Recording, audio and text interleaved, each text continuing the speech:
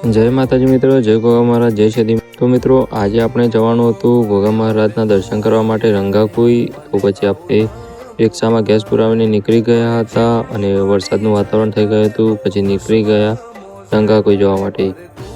તો શું મિત્રો વિસનગરથી વડનગર રોડથી કડા સુધી આ જે રોડ બની રહ્યો છે તેના લીધે વિસનગરનું ટ્રાફિકનું નિવારણ થઈ જશે? કોમેન્ટમાં જરૂર જણાવો। પછી આવી ગયા આપણે ગાગરેટ અને પછી આવી ગયા આપણે ગોઠવા ગામથી થોડાક જ આગળ જઈએ એટલે પછી આવી ગયું આપણું મામાનું ઘર।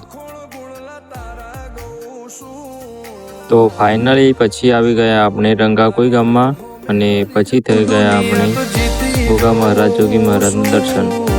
મંદિરનું કામકાજ ચાલુ હોવાથી ખાલી જોત જ મૂકેલી છે।